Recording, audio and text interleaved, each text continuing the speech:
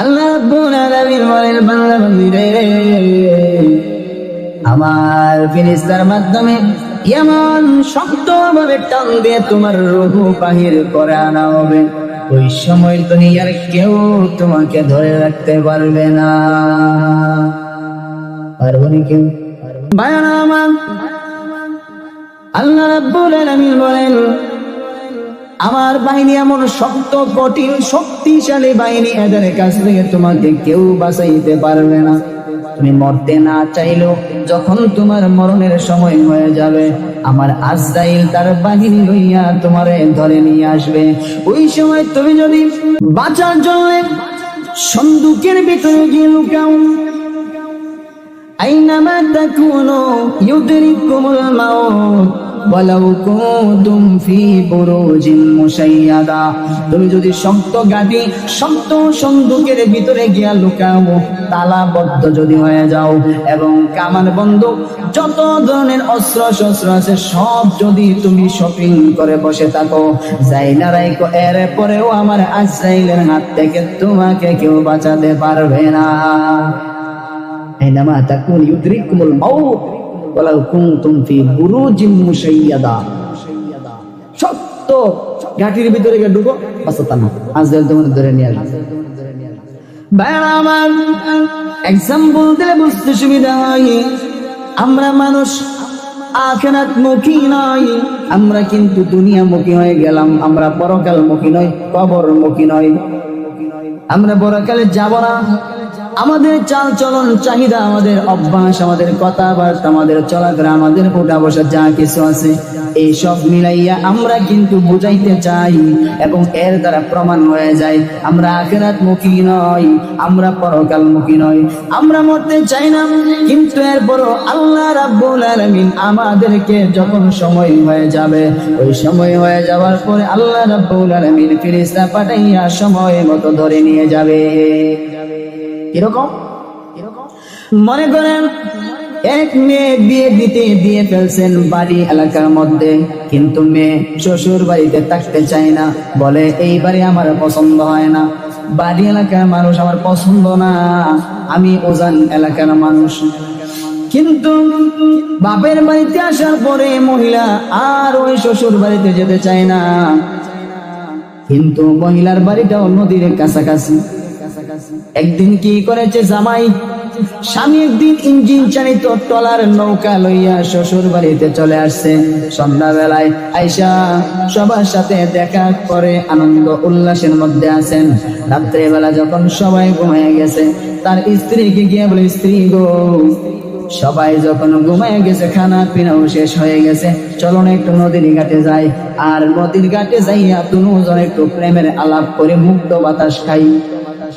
নদীর ঘাটে গিয়ে আলগি দিয়া তার বউকে, তার স্ত্রীকে আলগি দিয়া নৌকার মধ্যে উঠাইয়া ফেলছেন। স্বামী নৌকার মাঝি ইঞ্জিনের ড্রাইভারকে ইশারা দিল, ইঞ্জিন স্টার্ট দেয়। ইঞ্জিন স্টার্ট দিলে নৌকা এবারে চলে যাচ্ছে। মহিলা যখন বুঝতে পারলো সে তো আমাকে নিয়ে যাচ্ছে, আমার স্বামী আমাকে আমার শ্বশুর বাড়িতে নিয়ে যাচ্ছে, এবার মহিলা দৌড় দিয়া গিয়া নৌকার গুড়া পর্যন্ত, নৌকার গুড়ার মধ্যে শক্ত করে জড়াইয়া ধরছে।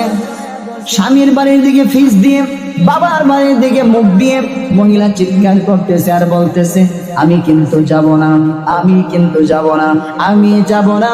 এরকম করে করে মহিলা চিৎকার করতেছে। আপনারা যদি এক্সাম্পল বুঝে থাকেন তাহলে বলেন তো, মহিলা চাইতেছে নি?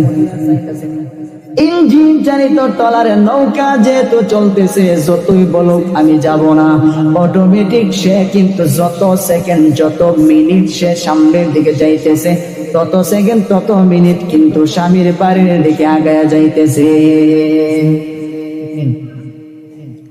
ঠিক তেমনি ভাবে আল্লাহ রাব্বুল আলামিন বলেন, ইয়া আইয়ুহাল ইনসান, হে মানুষ সকল, ইন্নাকা কাদিহুন ইলা রাব্বিকা কাদহান ফামুলাকি, হে মানুষ সকল, তোমাকে আমি আল্লাহ হায়াত নামক যেই লাইফটা তোমাকে আমি দিয়েছি, প্রতি সেকেন্ডে তোমার জীবন থেকে যতটা সেকেন্ড, যতটা মিনিট, যতটা ঘন্টা যাইতেছে রে বান্দা, যাই না রাইখো, তুমি কিন্তু আমি আল্লাহর সাক্ষাতের দিকে তত সেকেন্ড তত মিনিট আগায়া যাইতেছো। ঠিক না বেটি? ইয়া আইয়ুহাল ইনসানু ইন্নাকা কাদিহুন ইলা রাব্বিকা কাদহান ফামুলাকি। আল্লাহ রাব্বুল আলামিন বলেন, রে বান্দা, তুমি যত সেকেন্ড যত মিনিট তোমার জীবন থেকে ব্যয় হয়ে যাইতেছে, তত মিনিট তত সেকেন্ড তুমি কিন্তু আমি আল্লাহর সাক্ষাতের দিকে আগায় যাইতেছো। যদিও তুমি মনে করো আমি যাব না, যদিও তুমি মরতে চাও না, যদিও তোমার আমার চলাফেরা এবং উঠা বসা, যদিও তোমার আমার খাসলত এবং উঠা বসা চলাফেরার দ্বারা বোঝা যায় তুমি আমি আখিরাত মুখী নই। আসলে আমরা আখিরাত মুখী নই, আমরা হইলাম দুনিয়ামুখী। আমরা কবর ভুলে গেলাম, আখিরাত ভুলে গেলাম। আল্লাহ রাব্বুল আলামিন বলেন, তুমি ভুলে গেলেও যাই না রাইখো, তোমাকে আমি আল্লাহ সময়ের যে ঘড়ির কাঁটার মধ্যে বসায় দিয়েছি। বান্দা তুমি কিন্তু বোঝো না, তুমি যে ঘড়িটা দেখতেছো, হাতের মধ্যে ঘড়ি ব্যবহার করতেছো, তুমি জানো নি এই ঘড়ির ঘন্টা কিন্তু তোমাকে সংকেত দেয়া যায়, এই ঘড়ির ঘন্টা কিন্তু তোমাকে ইঙ্গিত দেয়া যায়।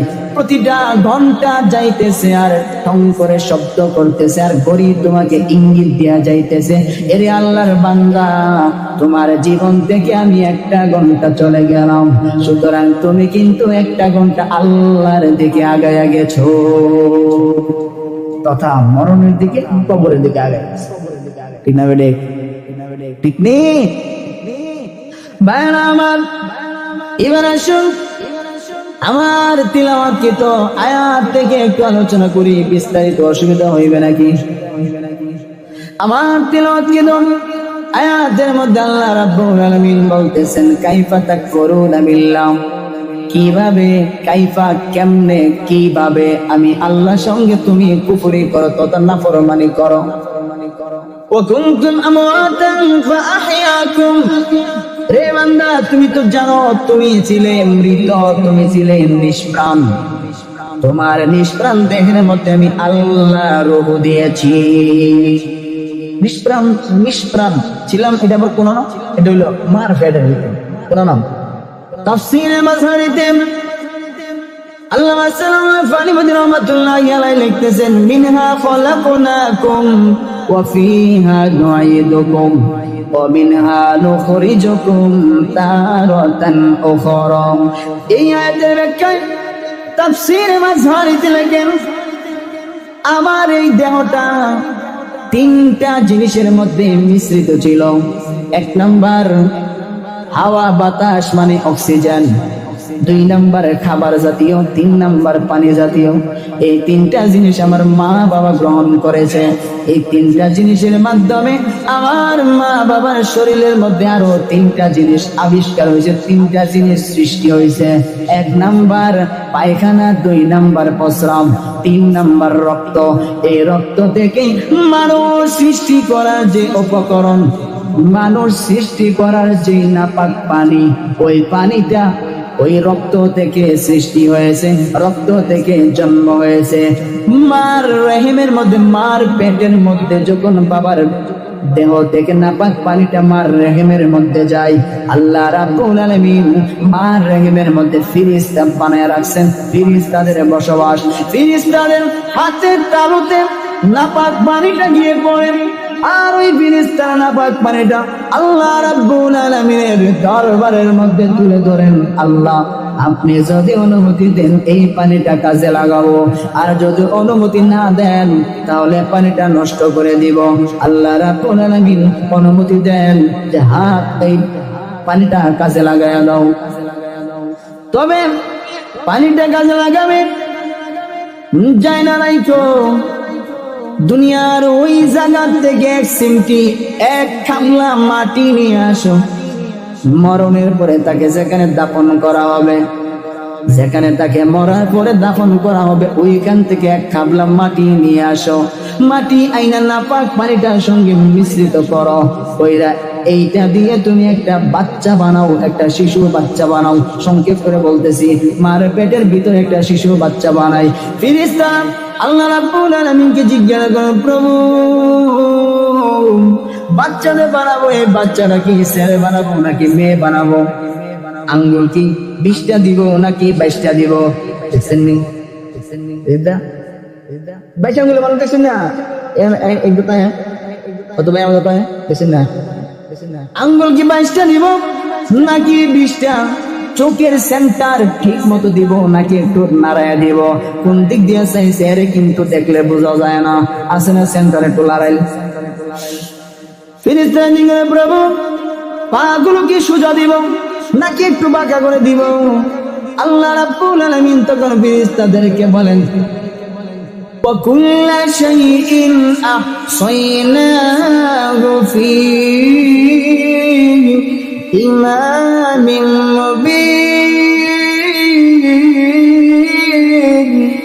আল্লাহ রাব্বুল আলামিন ফেরেশতাদেরকে বলে, আমার কুদরতে একটা বোর্ড আছে যার নাম লৌহে মাহফুজ, ওই লৌহে মাহফুজের বোর্ডের মধ্যে গিয়ে তাকায় দেখো, সে তার মার পেটের ভিতরে যাওয়ার 50,000 বছর আগে আমি আল্লাহ তার স্ট্রাকচার তৈরি করে রেখে দিয়েছি। এখান থেকে দেখতে বানেন কত প্রশ্ন, ইমাম ইসলাম দেখে দেখে আপনাকে আমাকে মার পেটের ভিতরে গঠন করলো, ছোট্ট একটা বাচ্চা বানাইছে। বানানোর পরে আল্লাহ রাব্বুল আলামিন বলেন, এই কথাটাই আল্লাহ আমাদেরকে স্মরণ করায় দিয়া বলেন, কাইফা তাকফুরুনা বিল্লাহ, কিভাবে নাফরমানি করো, ওয়া কুনতুম আমওয়াতা, অথচ তুমি ছিলে মরা। মার পেটের ভিতরে ছোট্ট একটা বাচ্চা ছিল, সেই বাচ্চাটার ভিতরে রূহ ছিল না, প্রাণ ছিল না, হায়াত ছিল না, লাইফ ছিল না। এই অবস্থায় আল্লাহ রাব্বুল আলামিন যদি আপনাকে আমাকে দুনিয়াতে পাঠাইয়া দিতেন, বলেন তো পৃথিবীতে সব থেকে দরদি সন্তানের জন্য তার মা, বলেন তো এই মরা বাচ্চাটা আপনার মা রাখতো নি? আমার মা, আমার বাবা এই বাচ্চা রাখবে না। আমি আপনি যদি আল্লাহ রূহ না দিতেন, প্রাণ যদি না দিতেন, তাহলে আমার মা যতই ভালোবাসুক 10 মাস আমাকে পেটে রাখছে, 11 মাস পেটে রাখছে, 9 মাস পেটে রাখছে, এরপরেও জীবিত অবস্থায় সন্তান যদি পৃথিবীতে না আসে, মা কিন্তু এই সন্তান রাখবে না। কোন মা বলবে না আমি 10 মাস পেটে রাখছি সুতরাং ব্যথা বেদনা আমি ভোগ করেছি, ফ্রিজের মধ্যে রাইখা দাও, প্রতি বছর একবার দেখ মনে, বলবে? বলবে না। বরং মা বলবে তাড়াতাড়ি দাফন করে দেও, এই সন্তান আমি রাখবো না, কারণ এটা মরা, মরা সন্তান আমি রাখবো না, আমার মাও রাখবে না, বাবাও রাখবে না, আত্মীয় স্বজন কেউ রাখবে না। এই কথাটাই আল্লাহ স্মরণ করে দিয়া বলতেছেন, তুমি তো ছিলাম মরা, আমি আল্লাহ তোমার মার পেটের ভিতরে তোমার ওই ছোট্ট বাচ্চাটার ভিতরে আমি আল্লাহর রূহ ফিট করে দিয়েছি। আমি আল্লাহর রূহ এইখানে ফিট করছি, রূহ দিয়েছি, দিয়ে তোমার জীবিত অবস্থায় পৃথিবীতে আনছি। আর গাইতে বলেন, আল্লাহু আখরাজাকুম মিন বুতুনি উম্মাহাতিকুম লা তা'লামুনা শাইআন।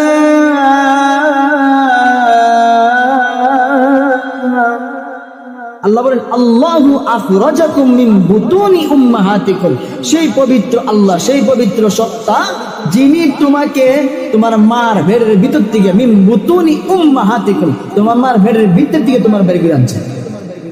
লা তা'লামুনা শাইআন, তুমি কিচ্ছু জানতে না, কিচ্ছু বুঝতে না, আমি আল্লাহ তোমার সব শিখিয়েছি। আর গাইতে বলেন, আর রহমানু আল্লামাল কুরআন খালাকাল ইনসান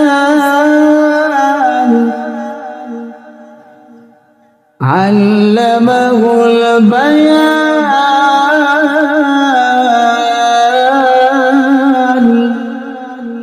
আর রহমান পরম করুণাময়, যিনি কোরআন শিক্ষা দিচ্ছেন, যিনি মানুষ সৃষ্টি করেছেন, আল্লামাল কোরআন, যিনি কোরআন শিখাইছেন, খলাকাল ইনসান, কুরআন শিখাইয়া জন্মগত মানুষটারে যিনি গুণগত মানুষ বানাইছেন, এবং আল্লামাহুল বায়ান যিনি কথা বলার মতো যোগ্যতা দিয়েছে। তোমার পেটের ভিতরে কিটা আছে, তোমার ভিতরে কি কথা আছে, বলার মতো বাকশক্তির যোগ্যতা আল্লাহ দান করছে। কে দিছে? কথা কোন দিকে দিছে? আলাম নাজআল লাহু আইনাইন ওয়া লিসানান ওয়া শাফাতাইন।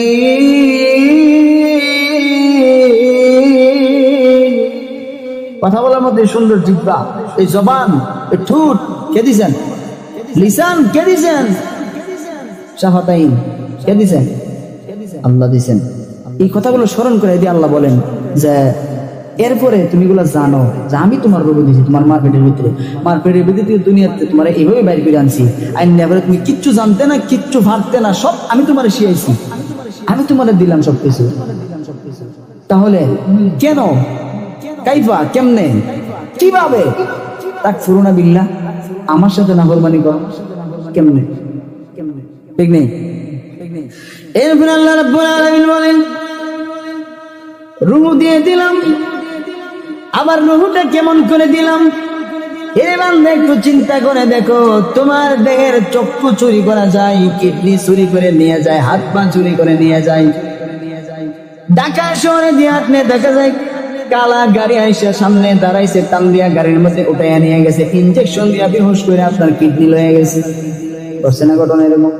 চক্ষু তুইলা লয়ে গেছে, সব নেওয়া যায়। আল্লাহ রাব্বুল আলামিন বলেন কিন্তু আজ পর্যন্ত একটু গবেষণা করে দেখেন, চিন্তা করে দেখেন, আজ পর্যন্ত আপনি এসিজি করেন, যত ধরনের পরীক্ষা নিরীক্ষা করেন, কম্পিউটার লাগাইয়া দেহের মধ্যে আপনি পরীক্ষা করেন, তাকায় দেখেন আজ পর্যন্ত পৃথিবীর কোনো বিজ্ঞান, পৃথিবীর কোনো কম্পিউটার, পৃথিবীর কোনো মানুষ আজ পর্যন্ত রূহ যে কোথায় আছে এই জিনিসটা উদ্ঘাটন করতে পারছেনি। আচ্ছা আচ্ছা, আল্লাহ রাব্বুল আলামিন বলেন আমি আল্লাহ তোমাকে রূহ দিলাম, কেমন করে দিলাম জানোনি? আমার দৃষ্টান্ত তোমার মধ্যে ফিট করে দিলাম। এরে বান্দা, দুনিয়ার মধ্যে নাস্তিকরা এক সময় বেড়ে যাবে, যাদের সঙ্গে জবাব দেওয়া লাগবে। তুমি যদি কুরআন হাদিস না জানো জবাব দিতে পারবা না। কিন্তু আল্লাহ রাব্বুল আলামিন বলেন আমি আল্লাহ তোমাকে শিখিয়ে দিলাম রে বান্দা, নাস্তিকদের সঙ্গে জবাব দেওয়ার জন্য তুমি আলেম হতে হবে না, মুফতি হওয়া লাগবে না, মুহাদ্দিস হওয়া লাগবে না, বড় দার্শনিক হওয়া লাগবে না। সাধারণ তুমি যদি তোমার রূহ সম্পর্কে জানো, ওই নাস্তিকদের প্রশ্নের জবাব তুমি দিয়া দিতে পারবে। ঠিক না বেটি? কেমনে কইতেছে? আল্লাহ রাব্বুল আলামিন বলেন আমি আল্লাহ তাকে দেখো, তুমি তোমার নিজের দেহের দিকে তাকে দেখো। ও বান্দা, রূহটা এমন ভাবে ফিট করে দিলাম রে, মাথা থেকে পা পর্যন্ত অল বডিতে প্রতিটা ইঞ্চি ইঞ্চি জায়গাতে রূহ আছে। আসেনি? হাতের মধ্যে রূহ আসেনি? রূহ না থাকলে এই হাতটা চলবে না, হাতটা অবশ হয়ে যাবে। পায়ের মধ্যে রূহ না থাকলে পা অবশ হয়ে যাবে। মাথায় রূহ না থাকলে মাথা আর চলবে না, মাথা আর কাজ করবে না। আল্লাহ রাব্বুল আলামিন বলেন রূহ তোমার এমন ভাবে সারা শরীরের মধ্যে ফিট করে দিলাম, যেরকম ভাবে রূহ তোমার সারা শরীরের মধ্যে দিয়েছি, কোনো জায়গায় রূহ সারা নাই। রূহ যদি খালি হয়ে যায় ওই জায়গাটা অবশ হয়ে যায়। ঠিক তেমনি ভাবে আল্লাহ রাব্বুল আলামিন বলেন ওই আরশ আজিম থেকে জমিন পর্যন্ত तमाम সৃষ্টি জগতের মধ্যে আমি আল্লাহর সৃষ্টি যত জায়গায় আছে সব জায়গার মধ্যে আমি আল্লাহর কুদরত বিরাজমান। আমি আল্লাহ সব জায়গার মধ্যে আছি, সব জায়গায় আমি হাজির ও নাজির। তোমার রূহ যেমন সারা শরীরের মধ্যে, যেমন মাথা থেকে পা পর্যন্ত অল বডির মধ্যে যেমন রূহর কানেকশন, যেমন রূহটা আছে, ঠিক তেমনি ভাবে আরশ আজিম থেকে নিয়ে জমিনের নিচ পর্যন্ত রে বান্দা যত জায়গায় আমার সৃষ্টি আছে তত জায়গায় আমি আল্লাহ উপস্থিত আছি। তুমি তোমার মধ্যে তাকাও, তাকায়া দেখবা আমি আল্লাহর কুদরত তোমার মধ্যে বিরাজমান। তুমি তোমার নিজের মধ্যে তাকাও, আমি আল্লাহরে খুঁজে পাইবা, আমি আল্লাহরে চিনবা। ঠিক নেই ভাইরা আমার? রূহের দুইটা রাজধানী আছে, বুকের বাম স্তনের 2 আঙ্গুল নিচে একটা কলব আছে, কুসলের টুকরা, ওই জায়গার সঙ্গে রুহের বড় সম্পর্ক। এই জায়গার মধ্যে আঘাত করলে মানুষ মারা যায়, হাত কাটলে মানুষ মরে না, পাও কাটলে মরে না, কান কাটলে মরে না, নাক কাটলে মরে না, কিন্তু গলা কাইটা দিলে মানুষ মরিয়া যায়। এর অর্থ হলো মাথার সাথে রুহের কানেকশন। এজন্য সারা শরীরের মধ্যে আল্লাহ রাব্বুল আলামিন রুহ ফিট করে দিলেন। তবে রুহের রাজধানী 2টা বানায়া দিয়েছেন। একটা হলো বুকের বাম দিকে বাম স্তনের 2 আঙ্গুল নিচে, এটা হলো রুহের বড় সম্পর্ক এই জায়গার সাথে। এই জায়গাটা হলো রুহের রাজধানী। আর 2 নাম্বার রাজধানী হইল মাথা। আল্লাহ রাব্বুল আলামিন বুঝাইতে চান, আমি আল্লাহ, আমারও 2টা রাজধানী আছে, 2টা জায়গার সাথে আমি আল্লাহর বড় সম্পর্ক। 1 নাম্বার হইল আরশ, 2 নাম্বার হইল কুরসি। এই 2 জায়গার সাথে আল্লাহর বড় সম্পর্ক। রূপ দিয়া আল্লাহ, আল্লাহর বিরাজতা, আল্লাহ যে হাজির ও নাজির, আল্লাহর অবস্থা আল্লাহ রূপ দিয়া বুঝাইছেন। বুঝতেছেন? বুঝছেন? ভাইরা আমার, পৃথিবীর কোন নাস্তিক কোন মুরতাদ যদি প্রশ্ন করেন, ওই যে ভার্সিটির মধ্যে প্রফেসরে পড়াইতেছে যে আল্লাহ তাল্লাহ এগুলো কুস্তা নাই, কারণ এগুলো মোল্লার কথা, তোরা আল্লাহ মানবি না। যে জিনিস দেখা যায় না, বোঝা যায় না, চেনা যায় না, তার কালার বোঝা যায় না, তার ওজন বোঝা যায় না, যেটা ধরা যায় না, ছোঁয়া যায় না, এই জিনিস মানা যায় না। প্রফেসরে পড়া তো ক্লাসের সব ছাত্র তো আর এক মডেলের না, ঠিক নেই। এক ছাত্র বলতেছে, স্যার আপনার এই কথা শুনে আমার ভিতরে একটা কথা উদয় হয়েছে। বলে, কি কথা? স্যার আপনি কি জিতা নাকি মুর্দা? জিন্দা না মুর্দা? আমি তো ভাবছিলাম তুই ক্লাসের সবচেয়ে ভালো ছাত্র, আমি তো জানতাম তুই খুব ভালো ছাত্র। এখন দেখি তোর মতো পাগল আমার এই কলেজের মধ্যে আর কেউ নেই। ও কেন? স্যার বলছে কেন? তুই দেহস না আমার যে হাত নয়, সুতরাং আমি কথা বলতেছি, চোখে ফাতে মারে, আমি হাঁটতেছি, আমার চলন তুই দেখে বুঝোস না আমি জিন্দা না মুর্দা? আমি জিন্দা না মুর্দা তুই বুঝোস না? ও স্যার কেমনে বুঝতাম? আপনার ভিতরে রুহ আছে? বলে হ্যাঁ রুহ আছে বলে আমি কথা বলতেছি। ও না আমি তো বিশ্বাস করতে পারতেছি না। বলে কেন? আপনার রুহুটা বাহির করিয়া টেবিলও রাখেন, দেখিয়া বিশ্বাস করুন। কারণ আপনি তো যে জিনিস দেখা যায় না, ধরা যায় না, ছোঁয়া যায় না, তার কালার বোঝা যায় না, তার ওজন বোঝা যায় না, এই জিনিস মানি না। তা আপনার ভিতরে যে রূপ আছে কেমনে মানতাম? বাইরে করে টেবিলও রাখুন, এরপরে মানুন। তখন স্যারে না রূপ তো বাইর করুন যায় না। ওই ছাত্র তখন কয়, ঠিক তেমনি ভাবে আল্লাহ এই চর্ম চোখ দিয়া দেখা যায় না, আল্লাহরও ওজন বোঝা যায় না, আল্লাহরও কালার বোঝা যায় না, কিন্তু অন্তর দিয়া যেমন ভাবে আপনি বিশ্বাস করেন আপনার ভিতরে রূপ আছে, ঠিক তেমনি ভাবে অন্তর দিয়ে বিশ্বাস করতে হয় যে আমার আল্লাহ আছে না নাই? না থাকলে বলেন জীবনে কোনোদিন দেখছেন যে রাত্রে বেলা সূর্য উঠছে, দিনের বেলা চাঁদ উঠছে, দিনের বেলা আসমানের বেলা তারকা দেখা গেছে? দেখছেন? এই সিস্টেম, এই যে সিস্টেম কে নিয়ন্ত্রণ করেন? যিনি করেন তিনি আল্লাহ। কথা ঠিক না বেটি? ভাইরা আমার, যেই কথা বলতেছিলাম, আল্লাহ রাব্বুল আলামিন এই কথাগুলো আমার তিলাওয়াতকৃত আয়াত দ্বারা আল্লাহ বুঝাইতে চান। আল্লাহ রাব্বুল আলামিন বলেন, কিভাবে আমার সাথে নাফরমানি করো, অথচ তুমি তোমার মায়ের পেটের ভিতরে মুর্দা ছিলে, ছোট্ট শিশুর ভিতরে আমি আল্লাহ তোমাকে রূহ ফিট করে দিয়ে দুনিয়ার মধ্যে আনলাম। তোমার যত নাজ নিয়ামত দরকার রে বান্দা, ওই সব কিছু আমি আল্লাহ ব্যবস্থা করেছি। এজন্য আল্লাহ বলেন, কাইফা তাকফুরুনা বিল্লাহ, কিভাবে আমি আল্লাহর সাথে নাফরমানি করো, আমার সাথে কিভাবে দৃষ্টতা দেখাও, কিভাবে তুমি আমার সাথে কুফরি করো, অথচ ওয়াকুনতুম আমওয়াতান ফাআহইয়াকুম, অথচ তুমি ছিলে তোমার মার পেটের ভিতরে মুর্দা, তুমি নিষ্প্রাণ ছিলে, আমি আল্লাহ তোমাকে প্রাণ দান করেছি। ও বান্দা, শুধু প্রাণ দিয়েছি এতটুকুই শেষ না, দুনিয়ার হায়াতের জিন্দেগি যা কিছু তোমার দরকার রে গোলাম, আমি আল্লাহ সব কিছুর ব্যবস্থাপনা করেছি। তাকে দেখো, যত নিয়ামত দরকার ওই সবগুলো নিয়ামত আমি আল্লাহ তোমাকে দিয়েছি। ভাই আমার, কিয়ামতের কঠিন ময়দানে আল্লাহ রাব্বুল আলামিন যদি আপনাকে আমাকে জিজ্ঞাসা করেন, ও বান্দা বান্দি, আমার মতো এমন দয়ালু দানশীল আল্লাহ, আমার মতো এমন দয়ালু দাতার কাছ থেকে তোরে কোন জিনিসে দূরে সরাইলো? এত কিছু আমি আল্লাহ তোরে দিলাম, এরপরে তুই আমার ডাকাডাকি না কইরা তুই কেমনি রে মুসলমানের সন্তান হইয়া লালনের মাজারও গিয়া সব কর দেস? দিছেনি কথা কই না দি? এই বছর ইউটিউব ফেসবুক দেখছি আল্লাহ আল্লাহর বান্দারা, লালন তো আছে হিন্দু, হিন্দু বেটার মাজার হইছে আর তার মাজারের মধ্যে গিয়ে চক্কর দেয়, চক্কর দেয় মাজার। লালনের মাজারও গিয়ে ওই যে কাবাগরও তো তোয়াপ করে 7 চক্কর দেয়, লালনের মাজারও শুরু করছে 7 চক্কর তোয়াপ করা। চিন্তা করছেন? অথচ আল্লাহর ঘরের সাদৃশ্য খানাই কাবার মতো এই পৃথিবীর কোন বস্তুকে, কোন ফিলারকে, কোন ফিরে, কোন মাজারে, কোন মুকামরে, যত জায়গা আছে পৃথিবীর মধ্যে, যেই কোনো একটা জায়গাকে সম্মান করিয়া আল্লাহর ঘর খানাই কাবার মতো যদি কেউ তোয়াপ করে, যদি কেউ চক্কর লাগায়, তাহলে সে কুফরি করলো, সে কাফের হইয়া যাবে। কি হয়ে যাবে ওরা? কাফের। হারাম না? আল্লাহর ঘর ছাড়া দ্বিতীয় অন্য কিছুকে চক্কর দেওয়া হারাম না? ডাইরেক্ট কুফরি, কাফের হয়ে যাবো, ডাইরেক্ট কাফের। মদ খাইলে মানুষ কাফের হয় না, নামাজ এসের নামাজ পড়ছে না, লোকটা কাফের হইতো না, কাফের হইব। কিন্তু আল্লাহর ঘরের মতো অন্য কোন বস্তুকে, হোক সেটা ফিলার, হোক সেটা মাজার, হোক সেটা ফির, হোক সেটা বাপ, হোক সেটা মা, হোক সেটা মসজিদ, হোক সেটা মাদ্রাসা, হোক সেটা পৃথিবীর শ্রেষ্ঠ জায়গা, তবুও আল্লাহর ঘর খানাই কাবার মতো যদি আপনি সম্মান করে এইভাবে চক্কর দেন, তোয়াপ করেন, সাথে সাথে আপনি কাফের।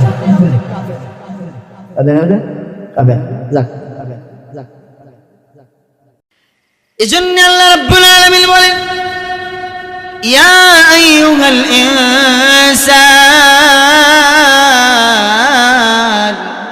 হে মানুষ সকল, মা গররাকা বিরাব্বিকাল কারীম, বলো আমার মতো এমন দয়ালু দানশীল আল্লাহর কাছ থেকে তোমারে কোন জিনিসে দূরে সরাইলো? ভান্ডারি বাবা, ভান্ডারি, লাইন সারা চলে না রেলগাড়ি, রেলগাড়িতে দুজু বোঝাইতো বলে পাগল হইছে, রেলগাড়ি দিয়ে।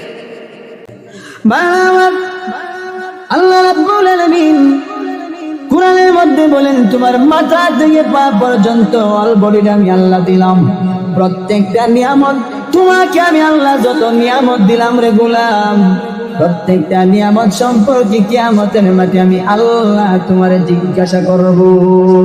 ঠিক না বেডি? সুম্মা লাতুসআলুন্না ইয়াওমাইযিন আনিন নাঈম, সব নিয়ামত সম্পর্কে আল্লাহ রাব্বুল আলামিন আমাদের প্রত্যেককে জিজ্ঞাসা করবেন। একটা নিয়ামতের জবাব না দিয়া বান্দা যাইতে পারবে না। আমি বলতেছিলাম আমার আয়াত থেকে বিস্তারিত আলোচনা করার জন্য আল্লাহ রাব্বুল আলামিন রূহ দিলেন, এই দুনিয়াতে পাঠাইলেন, যা কিছু আয়োজন আল্লাহ সব কিছু করলেন। এরপরে আল্লাহ আবার আমাদেরকে স্মরণ করাইয়া দিতেছেন, রে বান্দা, রূহ যেহেতু আমি আল্লাহ তোমাকে দিয়েছি, মরণও আবার আমি আল্লাহ তোমাকে দিব। মরা লাগবে কি লাগবে না?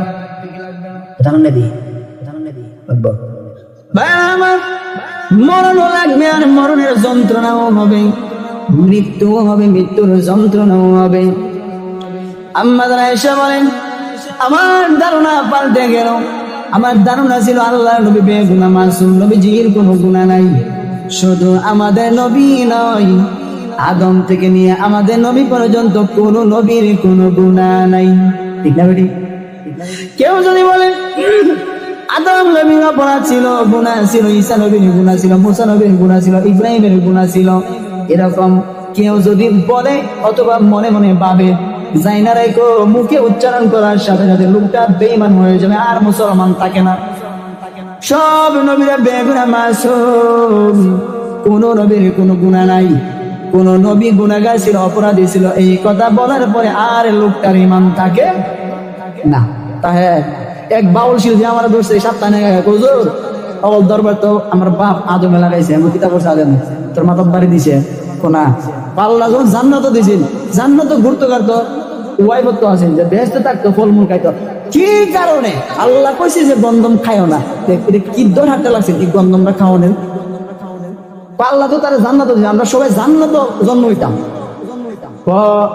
আল্লাহ নিষেধ করছে, এরপরে তাই গন্ধমটা খাইয়া এই দরবারটা লাগাইয়া দুনিয়ার মধ্যে আমরা আনছে, বুঝছেন?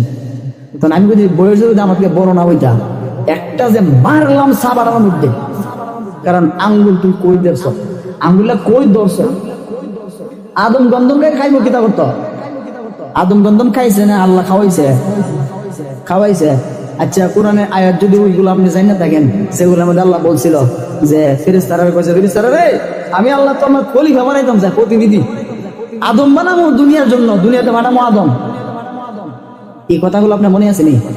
সূরা বাকারার শুরুর দিকে তো আয়াত কোন টাইম নেই। পরে ফেরেশতারা তখন কি কইছিল, আল্লাহ আগে যে বানাইছিলেন জিন, এরা তো যে দাঙ্গা হাঙ্গামা ঝগড়া ফাসাদ লাগাইছেন, আল্লাহ আদম বানাইবেন, এরাও তুই তৈরি করবো, কি দরকার? আমরাই তো আছি, সেজদা দিতে গেলে তসবিহ পড়তে গেলে আমরাই তো আছি, আমরাই বরুম নেই। তখন আল্লাহ কিতা বলছেন, ইন্নী আলামু মা লা তা'লামুন, আমি যা জানি তোরা তা জানোস না, অযথা আমারে যুক্তি দিস না, পরামর্শ দিস না, জ্ঞান দিস না, ঠিক নেই? তাহলে ওই আয়াতগুলোর দ্বারা আপনি কি বুঝলেন যে আদম কি আল্লাহ জান্নাতে বসবাস করার জন্য বানাইছেন নাকি দুনিয়ার জন্য বানাইছেন? দুনিয়ার জন্য। গন্ধম তো একটা অজুহাত, ঠিক না? এমনি কি বাইকে জান্নাতে পারে যাবো, হতে পারে? হতে পারে না তো, এই জন্য ওই গন্ধম এটা একটা অজুহাত। তখন আমি আরে বুঝ দিলাম, আমার বাসায় এই গেল, যে বাসায় বুঝ দিই এই বাসা মাইগো কোন দিত, যাক এই ধরনের কথা যদি গো এদের কি মানি নেই, এটা নাই। আর বাউল মানেই ফাউল, বাউল মানেই ফাউল। বাংলাদেশে যত বাউল শিল্পী যত বাউল গান গা সবটি ফাউল, অক্ষর উল্টো লেভেলের হাই লেভেলের যেটা সবটি ফাউল। বেশিরভাগ ইমানই নেই, কি নাই? ইমানই নেই, বেশিরভাগ ইমান নেই, জানেন? যাক বাইরে আমার আল্লাহ রাব্বুল আলামিন, আমি যে ঘটনা বলতে চেয়েছিলাম, আম্মা জান আয়েশা সিদ্দিকা রাদিয়াল্লাহু আনহা বলেন, আমার ধারণা পাল্টে গেল। আমি মনে করছিলাম আল্লাহ নবী বেগুনাহ মাসুম, নবীর কোনো গুনাহ নাই, সুতরাং নবীর কোনো মৃত্যুর যন্ত্রণা, নবীজির পৃথিবী থেকে বিদায়ের সময় নবীর কোনো যন্ত্রণা হবে না, আমার এরকম ধারণা ছিল। কিন্তু যেদিন আল্লাহ নবী হাঁটতে চলতে পারেন না, নবীজি মসজিদে যাইতে পারেন না, গতদিন পর্যন্ত আল্লাহ নবী শেষে মসজিদের মধ্যে গেছেন, নিজের পায়ে ভর দিয়ে নবী হাঁটতে পারেন না, সাহাবীদের কাঁধে ভর দিয়ে নবীর পা মোবারক শেষরায়া মসজিদের মধ্যে গেছেন। এরপরেও আল্লাহ নবী নামাজ তিনি জামাত ছাড়েন নাই। ওই উম্মত নামাজই পড়ে না, আর নবী নিজের ফাও মারে দাঁড়ায় রাখতে পারে না, দুইজনে কান্দর বর দিয়ে ফাও শেষরায়া যা লেসুরা যা ফাও, এরপরে নবী জামাত ছাড়েন। আর আশেকে রাসূল দাবি করে নবীর লেগে জানদালে বান্দালে তাই সুন্নি হইছে, বুড়ার ডিম হইছে, অথচ নামাজই পড়ে না। আছে রে ভাইরা আমার, লক্ষ্য করে দেখুন, আম্মা আয়েশা সিদ্দিকা রাদিয়াল্লাহু আনহা বলেন, আল্লাহ নবী যেদিন পৃথিবী থেকে বিদায় হয়ে যাবেন, ওই দিন আল্লাহ নবী আর চলতে পারেন না, উঠতে পারেন না, বসতে পারেন না, নবীজি একেবারে বিছানায় শায়িত হয়ে গেছেন। আমরা বুঝে গেলাম তখন আল্লাহ নবীকে চাদর দিয়ে ঢেকে রেখে দিয়েছি, মাথা থেকে পা পর্যন্ত নবীজিকে চাদর দিয়ে ঢেকে রাখলাম। চাদরের ভিতরে আল্লাহ নবী আবৃত আছেন। এই অবস্থায় চাদরের ভিতরে ভাইরা আমার লক্ষ্য করেন, এদিকে তাকান, ইদনা দেয় তো দিনা থাক, এই হুজুর আমাদের চাইদা ভাইরা আমার, আম্মা আয়েশা বলেন, আল্লাহ নবী বিশ্ব নবী রাহমাতুল লিল আলামিন চাদরের ভিতরে একটা হাত এইভাবে গুটান, হাতটা আবার লম্বা করেন, পা এইভাবে গুটান, পাটা আবার লম্বা করেন, এইভাবে আল্লাহ নবী এরকম একটা তাহেসার মধ্যে পেরেশানির মধ্যে পড়ে গেছেন। আম্মা আয়েশা বলেন, এই অবস্থায় আমি চাদরটা আল্লাহ নবীর উপর একটু সরালাম, চাদর সরাইয়া দেখি আল্লাহর কসম নবীজির মাথা থেকে পা মোবারক পর্যন্ত একটা পশম এমন ছিল না যেটার গোড়া দিয়ে চিকন গাম বের হয় নাই।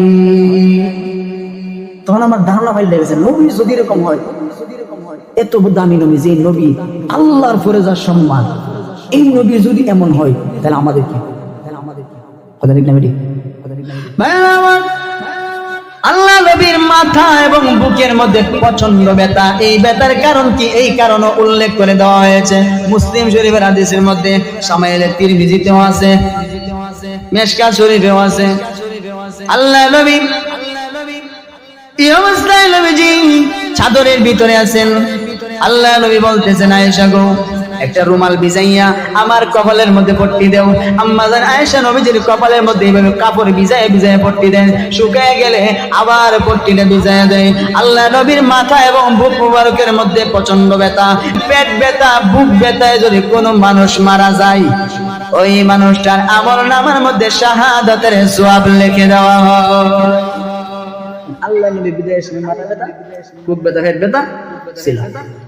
ভাইরা আমার, হঠাৎ করে আল্লাহ নবী বলতেছেন, মা গো, ও ফাতেমা, দরজার দিকে তাকায় দেখো গো মা, কে জানি বারবার সালাম দেয়। আল্লাহ নবী গো, অনুমতি দেন, ঘরে প্রবেশ করতে চাই। অনুমতি চাই, দেখো গো মা, লোকটা কে এলো। ফাতেমা রাদিয়াল্লাহু আনহা দৌড় দিয়েছেন দরজার দিকে। আজরাইল তো আর ফাতেমা দেখার কথা নয়। আজরাইল যে ব্যক্তি মারা যাবেন, ওই ব্যক্তি ছাড়া আর কেউ আজরাইল দেখেন না। এজন্য আল্লাহ রাব্বুল আলামিন ফাতেমার আজরাইল তো ফাতেমা দেখবেন, এজন্য আল্লাহ রাব্বুল আলামিন আজরাইলকে ডাক দিয়া বলে, রে আজরাইল, প্রকাশিত হয়ে যাও। কারণ যদি ফাতেমা তোমাকে দেখতে না পায়, তাহলে গিয়ে বলবে আপনার দরজার মধ্যে কেউ নাই, আপনি অসুস্থ আছেন, এজন্য ভুলভাল শুনতেছেন, আমার নবীর কথাটা মিথ্যা হয়ে যাবে রে, এজন্য প্রকাশিত হয়ে যাও। আজরাইল দরজার সামনে প্রকাশিত হয়ে গেলেন। সঙ্গে সঙ্গে মা ফাতেমা দরজার কাছে গিয়ে দরজা খুলিয়া তাকায়া দেখেন, বিরাট এক আকৃতি, পা তার জমিনে, মাথা তার আসমানে, দুইটা চক্ষু নাই, যেন বিরাট বড় বড় অগ্নিলুক্কা, অগ্নিকুণ্ড। এরকম অবস্থায় ফাতেমা ভয় পেয়ে দৌড় দিয়ে চলে আসলেন। আব্বা গো, এমন আকারের মানুষ আমি ফাতেমা জিন্দেগিতে কোনোদিন দেখি নাই। ও আব্বা, মক্কা মদিনার কারোর সাথে তার মিল নাই। আমি আমার জীবনে কত মানুষ অন্যান্য দেশ থেকে আপনার কাছে আসতে দেখেছি, ও আব্বা, আমি জীবনে কোনোদিন এমন আকৃতির মানুষ আমি ফাতেমা জীবনে দেখি নাই। সঙ্গে সঙ্গে আল্লাহ নবী ডাক দিয়ে বলে, আয়েশা গো, আমার মাথা মুবারক একটু আলগে দিয়া ধরো। আমি মাথা আলগে দিতে পারি না, আমার বুকে মাথায় প্রচন্ড ব্যথা গো। এবার আম্মা জান আয়েশা সিদ্দিকা রাদিয়াল্লাহু আনহা আল্লাহ নবী বিশ্ব নবীর মাথা আলগে দিয়া ধরলেন।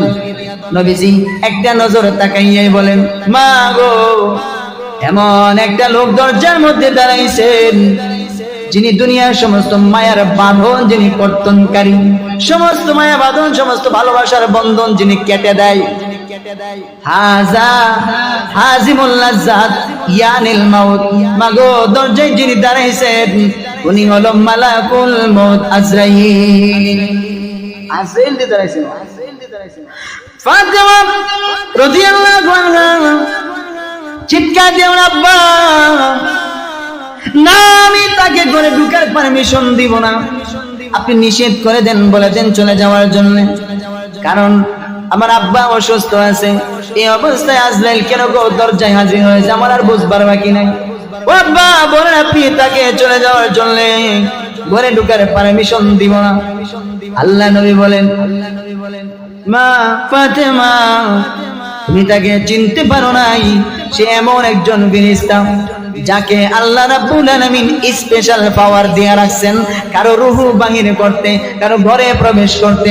আজরাইল জিন্দেগিতে কোনোদিন কারো পারমিশন নেয় না, কিন্তু আমি বিশ্ব নবী রাহমাতুল লিল আলামিন, আমি আল্লাহর পরে আমি সম্মানিত ব্যক্তি হওয়ার কারণে, সম্মানিত নবী হওয়ার কারণে আমার অনুমতি ছাড়া আজরাইল আমার ঘরে প্রবেশ করে না। সুবহানাল্লাহ। না, এই পাওয়ারে পৃথিবীর আর কোন নবীর আছে, কোন নবীরও এই ক্ষমতা ছিল। এবার আল্লাহ নবী বলেন, মা আজরাইলকে বলে দাও, তুমি জোরে আওয়াজ দিয়ে দাও, তাকে বলে দাও আমি বিশ্ব নবী তাকে ঘরে ঢুকার জন্য পারমিশন দিলাম। এবার নবীজি পারমিশন দিয়েছেন, আজরাইল ঘরে প্রবেশ করলেন। আসসালাতু ওয়াসসালামু আলাইকা ইয়া রাসূলুল্লাহ, নবীজির মাথা মুবারকের সামনে কাছে বসলেন ডান দিকে, বৈশা বলতেছেন, আল্লাহর নবী গো, আমি আজরাইল আসছি, আপনি যদি থাকতে চান আল্লাহ রাব্বুল আলামিন আপনার হায়াত বাড়ায়া দিবেন, আপনাকে সুস্থ বানায়া দিবেন। আর যদি চলে যেতে চান, আমি আসছি আপনাকে নিয়ে যাওয়ার জন্য, আপনি কোনটা করবেন? থাকবেন না চলে যাবেন? আল্লাহ নবী বলেন, আজরাইল রে, আমি তো ওই নবী যেই নবী জীবনে কোনোদিন নিজের ইচ্ছায় কিচ্ছুই বলি নাই, আল্লাহ না বললে, জিব্রাইল না বললে, মুহাম্মদ হারগিজ না গুপ্তা, তা না গুপ্তা জিব্রাইল, জিব্রাইল হারগিজ না গুপ্তা, তা না গুপ্তা রব্বে জলি। আমি ওই নবী চিনে নিজের ইচ্ছায় কিচ্ছু বলি না। জিব্রাইল যদি না বলে, জিব্রাইল নিজের ইচ্ছায় কিচ্ছু বলে না, আল্লাহ তাআলা না বললে। সুতরাং হাত্তা ইয়াতিয়ানি জিব্রাইল, তুমি অপেক্ষা করো আজরাইল, জিব্রাইল আসার আগ পর্যন্ত। আল্লাহু আকবার। এই ক্ষমতা পৃথিবীর আর কোন নবীরও ছিল না। আজরাইল বসে রে, তুই ক্ষমতা আর কেউ আছে? আসেননি আর কি জীবনে শুনছো? ইসরাইল নবীজির পাশে বসে আছেন। কিছুক্ষণ পরে জিব্রাইল চলে আসে। আসসালাতু ওয়াসসালামু আলাইকা ইয়া রাসূলুল্লাহ। আল্লাহ নবী গো, আল্লাহ রাব্বুল আলামিন এই মুহূর্তে আপনাকে সালাম দিয়েছেন। ওগো নবীজি, আজকে একজন নতুন ফেরেশতা আপনার ঘরে আসছে। আল্লাহ নবী বলতেছেন, জিব্রাইল রে, আজরাইল বলতেছে আমার নাকি যাওয়ার সময় হয়ে গেছে, থাকবো নাকি চলে যাব? ও জিব্রাইল, আমি তো কিচ্ছু বলবো না, তুমি বলো আমি এখন কি করব, কোনটা বলবো? জিব্রাইল কত বড় আদবশীল ফেরেশতা, কত বড় আদবওয়ালা ফেরেশতা, আল্লাহ নবীর দরবারে আসা যাওয়া করেন। জিব্রাইলের চাইতে বেশি আল্লাহর নবীকে আর কেউ চিনতে পারে না, ঠিক না বেটি? জিব্রাইল ডাইরেক্ট চলে যান, এই ধরনের বললেন না। জিব্রাইল আল্লাহ রাব্বুল আলামিনের কোরআন শরীফ থেকে আয়াত তেলাওয়াত করতে শুরু করলেন। ইন্নাকা মাইয়িতুন ওয়া ইন্নাহুম মাইয়িতুন। ওগো নবীজি, আল্লাহ তো আগে আপনারা জানাইছে, আপনিও মরণশীল, আমরা দুশমন বন্ধু সবাই মরণশীল। কিতা করবেন না করবেন এটা আপনার ইচ্ছা, ঠিক না? তবে এই দুনিয়ার থেকে পরকালে আল্লাহর কাছে আপনার জন্য নিয়ামত কোটি কোটি গুণ বেশি জমা আছে। কোনটা চান? দুনিয়ার নিয়ামত নাই জ্ঞানের? নবীজি বলেন দেই দিবালা কিনা? ইমান নবীজি জিব্রাইলের আয়াত শুনিয়া নবীও বুঝতে পারলেন জিব্রাইলও আমাকে চলে যাওয়ার জন্য ইঙ্গিত করতেছে, ডাইরেক্ট যদিও না বলে, ঠিক না বেটি? এবার নবীজি চোখের পানি ছেড়ে দিয়া কান্দে। জিব্রাইল জিজ্ঞাসা করেন, ইয়া রাসূলুল্লাহ, আপনি আপনার বন্ধুর দরবারে যাবেন, তাহলে কান্নার কি কারণ? আপনি কি ফাতেমার জন্য কান্দেন? না রে, ফাতেমার জন্য কান্দি না। ফাতেমাকে আল্লাহ রাব্বুল আলামিন জান্নাতের নেত্রী বলে ঘোষণা দিয়েছে, তার জন্য কেন কান্দুম? তাহলে কি হাসান হুসাইনের জন্য কান্দেন? না না, তারা জান্নাতের যুবকদের লিডার তথা জান্নাতের সমস্ত পুরুষদের সর্দার হাসান আর হুসাইন, এদের জন্য কেন কান্দবো? আয়েশার জন্য কাঁদলেন না, আয়েশা আমার বিবি, আমার হাত ধরে জান্নাতে যাবে, আয়েশার জন্য কেন কাঁদবো? খাদিজার জন্য কান্দেন না রে, খাদিজা জান্নাতে চলে গিয়েছে, খাদিজার জন্য কান্দি না। তাহলে কেন কান্দেন? আল্লাহর নবী বলেন, আমি কান্দি আমার গুনাহগার উম্মতের জন্য। আল্লাহু নবী গো, উম্মতের জন্য কেন কান্দেন? আমি জিব্রাইল আছি, এরপরে অসংখ্য অগণিত ফেরেশতা আল্লাহ বানাইছে, যারা প্রতি মুহূর্তে আপনার উম্মতের দরুদ সালাম সংবাদ আপনার রওজাতে পৌঁছাইয়া দেওয়া হবে। কান্নার দরার কিতা? জিব্রাইল উম্মতের সংবাদ পাবো কি পাবো না, এই জন্য কান্দি না। তাহলে কেন কান্দেন? একটা এক্সাম্পল দিলে বুঝতে সুবিধা। আপনার সন্তান ঢাকার শহরে থাকে, স্ত্রী লইয়া, তার বউ নিয়ে ঢাকার শহরে থাকে, আপনারে দেখাশোনা করে না, আপনার লালন পালনের জিম্মাদারি সে নেয় না, মাসে মাসে কোনো টাকাও দেয় না। কিন্তু অন্যের মারফতে আপনি জানতে পারেন সন্তানটা বড় ভালো আছে, বড় আরামে আছে, বড় শান্তিতে আছে। মা বাপরে কিচ্ছু না দিলেও মা বাপ তখন খুশি হয়ে বলে, আমার ছেলে যে ভালো আছে, আমার ছেলে যে ভালো আছে, বাঁচে দাও। আমার দিলে দিছে না দিলে তবে বাঁচে দাও, ঠিক নেই? এবার বিশ্বনবী রাহমাতুল লিল আলামিন বলেন, জিবরিল আমার উম্মতের সংবাদ পাবো কি পাবো না, এই জন্য কান্দি। আমি পৃথিবীতে আসার আগেকার যুগে নবীর উম্মতেরা যখন নবী বিদায় হয়ে যাইত, নবীর উম্মতেরা গুনায় যখন লিপ্ত হয়ে যাইত, আল্লাহ রাব্বুল আলামিন রাগ হইয়া গজব দিয়া আগেকার জমানার উম্মত গুলো একসঙ্গে গজব দিয়া ধ্বংস করে ফেলেছে। এরে জিবরাইল, আমি মুহাম্মদ এই ভয়ে কান্দি, কারণ এতদিন আল্লাহর সাথে আমার একটা চুক্তি ছিল। আল্লাহ রাব্বুল আলামিন কোরআনের মধ্যে আয়াত নাজিল করে আমাকে জানাইছিলেন, ওগো নবীজি, আপনি যেই জমিনে উপস্থিত আছেন, যেখানে আপনি উপস্থিত আছেন গো, আপনার উম্মতেরা যতই বেয়াদবি করুক, যতই অন্যায় করুক, যতই নাফরমানি করুক, আপনারে না জিগাইয়া আমি আল্লাহ আপনার উম্মতকে গজব দিতাম না। এই চুক্তি আল্লাহর সাথে আমার ছিল। এখন আমি যদি বিদায় হয়ে যাই, ওই চুক্তিও তো বাতিল হয়ে যাবে। আল্লাহ নিয়ে আবার আমার উম্মত গুলো ধ্বংস করে দিক গুনার কারণে রাগ হইয়া, এই ভয়ে আমি রাসূল কান্না করতেছি। আপনারা কি মুর্দা? জীবিত আছেননি? তো আওয়াজ করুন সুবহানাল্লাহ কইুন, তাহলে বুঝুন যে না কথা বুঝতেছেন। ভাইরা আমার, আল্লাহ নবী এই ভয়ে কাঁদতেছেন। সঙ্গে সঙ্গে আল্লাহ রাব্বুল আলামিন জিবরাইলকে ডাক দিয়া বলেন, জিবরাইল রে, আমার বন্ধু রে, বল তিনি যাতে শান্ত থাকেন, তিনি যাতে না কাঁদেন, কারণ এতদিন তিনি নিজে তার উম্মতের কফিল ছিল, জিম্মাদার ছিল। উনি বিদায় হয়ে যাবার পর আজকে থেকে আনা কাফিলুম মিনহুম, এখন থেকে আমি স্বয়ং আল্লাহ তার উম্মতের জিম্মাদারি গ্রহণ করেছি। এখন থেকে আনা কাফিলুম মিনহুম, এখন থেকে তার উম্মতের জিম্মাদার স্বয়ং আমি আল্লাহ নিজে। এতদিন তো তিনি আছেন, তিনি বিদায়ের পরে তার উম্মতের জিম্মাদার কি হইব? উনি বয়ে কান্দে, এখন থেকে জিম্মাদার আমি আল্লাহ নিজে জিম্মাদার। আজরাইলকে বলতেছেন, আজরাইল রে, আল্লাহ যদি আমার উম্মতের জিম্মাদারি গ্রহণ করে নিয়ে যায়, তাহলে আমার আর কোনো টেনশন নাই। সুতরাং আমার আর কোনো চাহিদা নাই, আমার আর কোনো চাওয়া পাওয়া নাই। নে রূহ বাহির করে নিয়ে যা। সাথে সাথে নবীর কন্যা ফাতেমা রাদিয়াল্লাহু আনহা চিৎকার শুরু করে দিয়েছেন, আব্বা, ও আব্বা, আমি ফাতেমার কথা কি একবার আপনি ভাবলেন না? এই মেয়েটা, তিন মেয়েটা কোথায় যাবে, কার কাছে যাবে? এই ফাতেমা শিশু অবস্থায় মাকে হারাইছে। আব্বা গো,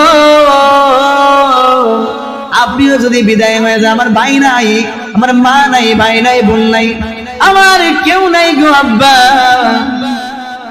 3 দিন যায় আমার চুলার মধ্যে আগুন ধরে না।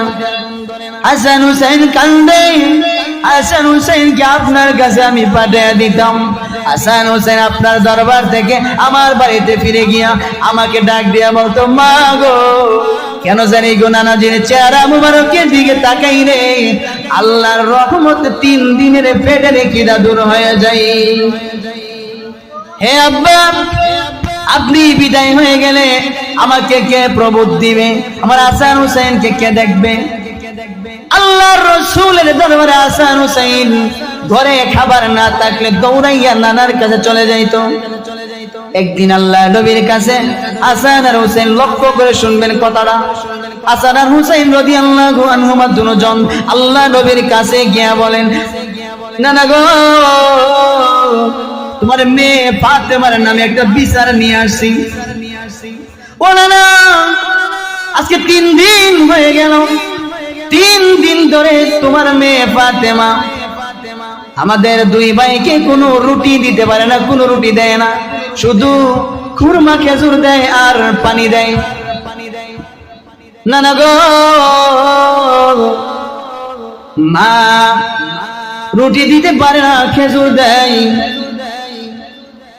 আর পানি দেয়। আপনি নানা হইয়া কি দুইটা রুটি আমাদের দুই ভাইয়ের হাতে দিতে পারেন না? এরকম করে যখন বললেন, আই হায় রে রাসূল ঝারঝার করে চোখের পানি ছেড়ে দিয়ে কান্দে। আল্লাহ রাসূল এই মুহূর্তে আর সহ্য করতে পারলেন না, নবী দাঁড়ায় গেছেন আর চিৎকার দিয়া দিয়েছেন, রে মদিনার মানুষেরা, কে কোথায় আছো আমি জানি না, কিন্তু আমি রাসূল এই মুহূর্তে ঘোষণা দিলাম, আমার আদরের নাতিদেরকে যে খানা খাওয়াইতে পারবে রে, আমি মুহাম্মদ নবী হইয়া ঘোষণা দিলাম, আল্লাহর কাছ থেকে জান্নাত দোয়া কইরা ওই ব্যক্তির জন্য ওয়াজিব বানায়া দিব। চিন্তা করছেন? হযরত তালহা, আল্লাহ নবীর এই আওয়াজটা তালহার কানে গিয়া বলছে। হযরত তালহা দৌড় শুরু করে দিলেন বাড়িতে। বাড়িতে যাইয়া স্ত্রীকে ডাক দিয়া বলেন, স্ত্রী গো, করে কোনো খাবার আছে নাকি? কেন গো স্বামী, পেট ভরে না খাবার খায়া গেলেন? স্বামী ডাক দিয়ে বলে, স্ত্রী গো, খাবার আসেনি বলো? হ্যাঁ, ঘরের মধ্যে খাবার আছে, রুটি আর গোশত, তবে বাচ্চাদেরকে খাওয়াতে হবে। হযরত তালহা ডাক দিয়ে বলেন, স্ত্রী গো, তুমি তোমার বাচ্চাদেরকে আদর করে ঘুম পাড়ায়া দাও, আর তোমার গোশত রুটিগুলো আমার হাতে দিয়ে দাও। কেন, গোশত রুটি দিয়ে আপনি কি করবেন? স্ত্রী গো, জানোস না আজকে জান্নাত খরিদ করার সুযোগ হাতছাড়া হয়ে যায়, তাড়াতাড়ি দে, গোশত দে, রুটি দে আমার হাতে। কেন, কিভাবে বুঝলাম না? হযরত তালহা ডাক দিয়া বলেন, আল্লাহর রাসূল ঘোষণা দিয়েছেন, হাসান হুসাইনকে যদি আজকে খানা খাওয়াইতে পারি, আল্লাহ রাসূল আল্লাহর দরবারে দোয়া কইরা ওই ব্যক্তির জন্য জান্নাত ওয়াজিব করে দিবে। ওই স্ত্রী, তাড়াতাড়ি দে, রুটি দে, গোশত দে। স্ত্রী গোশত আর রুটি তাড়াতাড়ি দুইটা প্লেটের মধ্যে, একটার মধ্যে রুটি আরেকটার মধ্যে গোশত দিয়া, এই নেন গোশত রুটি, আল্লাহ নবীর দরবারে নিয়ে যান, আর নবীর একটু কইয়েন আমার কথাটাও যাতে আল্লাহর কাছে একটু বলে। এবার হযরত তালহা আল্লাহ নবীর সামনে গিয়া প্লেট বাড়ায় দিয়া বলেন, এই নেন হুজুর রুটি আর গোশত। আল্লাহ রাসূল গোশত আর রুটি হাতের মধ্যে লইয়া হাসান হুসাইন রাদিয়াল্লাহু আনহুমার দিকে বাড়ায়া দিয়া বলেন, এই নাও গোশত আর রুটি দিলাম, পেট ভরে খাও। হাসান হুসাইন গোশত রুটি পাইয়া খুশি হইয়া দৌড়াইয়া চলে গেছে বাড়িতে। আল্লাহর রাসূল আকাশের দিকে তাকাইয়া হাত উঠে দিয়া বলেন, খোদা গো, তোমারে না বইলা কিচ্ছু, আমি রাসূল আমার নাতিদের চেহারার দিকে তাকাইয়া আমি সহ্য করতে পারি নাই, এই জন্যে আমি বলে ফেলছি, তোমার কাছ থেকে চাইয়া, তোমার কাছ থেকে দোয়া করিয়া ওই ব্যক্তির জন্য জান্নাত ওয়াজিব করে দিব যে আমার হাসান হুসাইনকে খানা খাওয়াইতে পারবে। ও আল্লাহ, আমার এই ঘোষণার উপরে তুমি একটা ঘোষণা দিয়া দেও না। সঙ্গে সঙ্গে আল্লাহ রাব্বুল আলামিন জিব্রাইল পাঠাইছেন, রে জিব্রাইল, তাড়াতাড়ি যাও আমার বন্ধুরে গিয়া বলো উনি যাতে না কান্দে।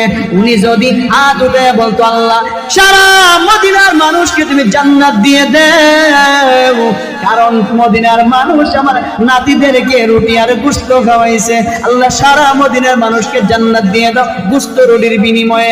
আমি আল্লাহ আমার নবীর হাতের দিকে তাকাইয়া সারা মদিনার সব মানুষকে জান্নাত দিয়া দিতাম।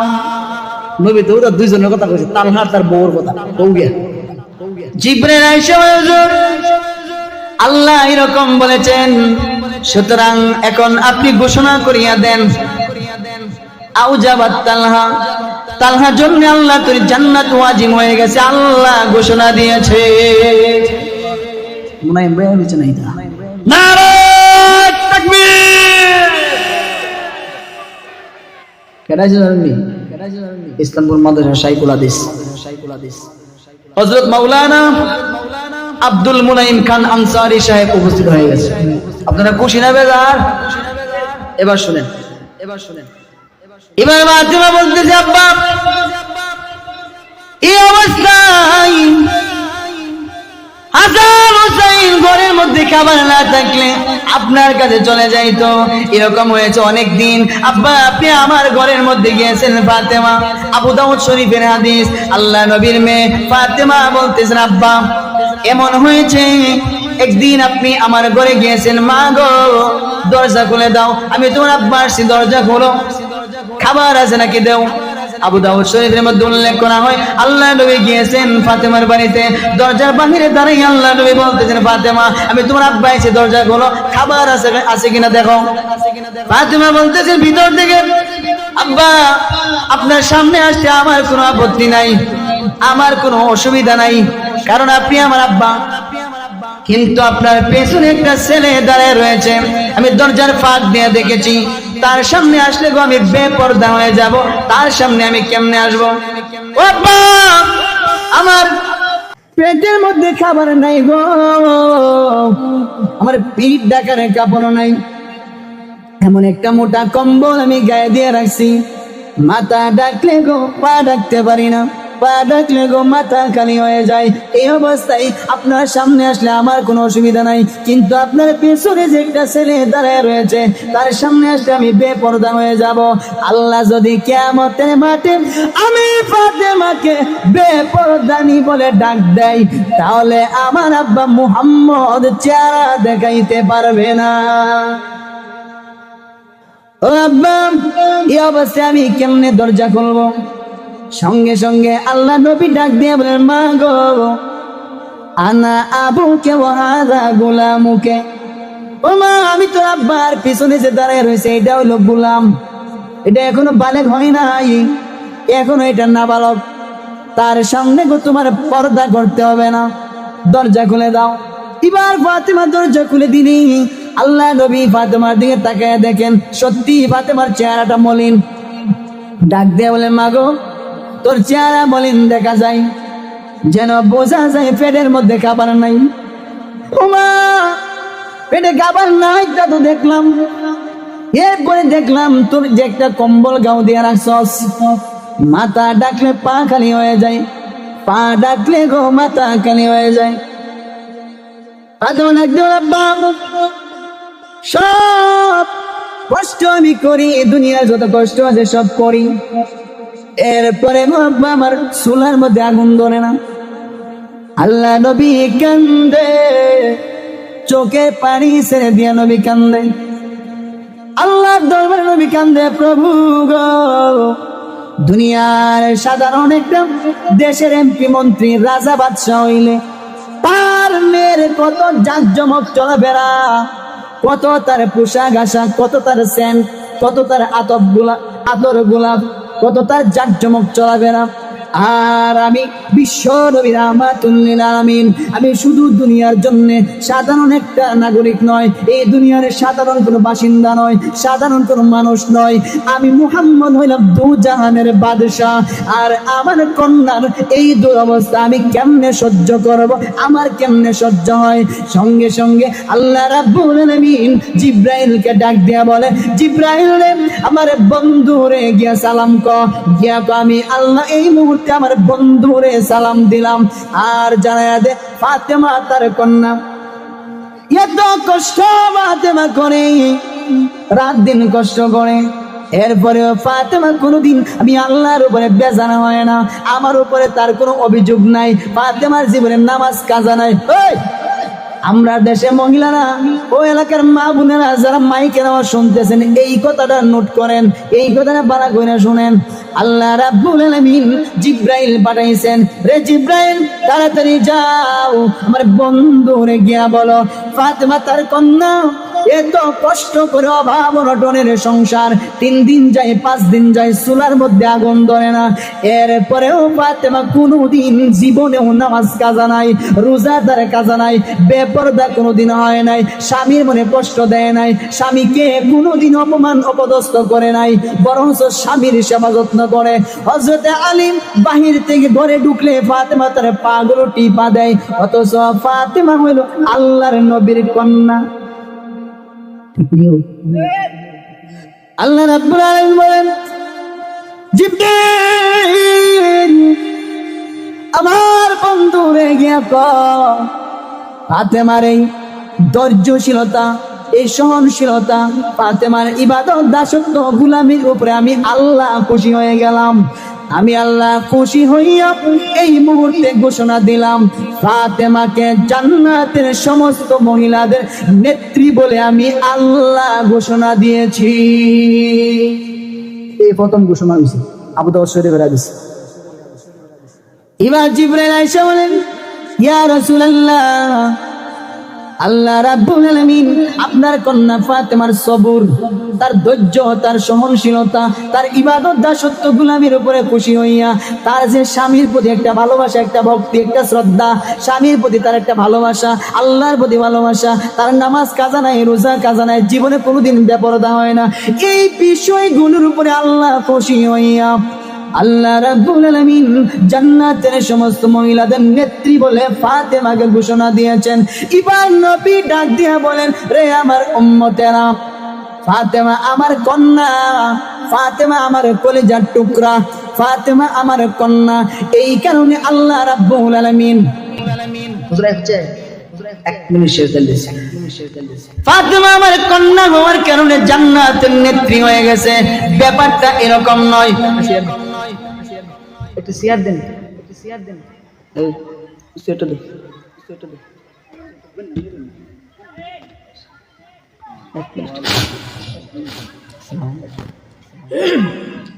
শেষ কথাটা কইলে হুজুরে বসে আত্ম কথা গোয়ানি হইতাম, মুস্তাদ ভাগি হয়ে গেছে। ঠিক না? ঠিক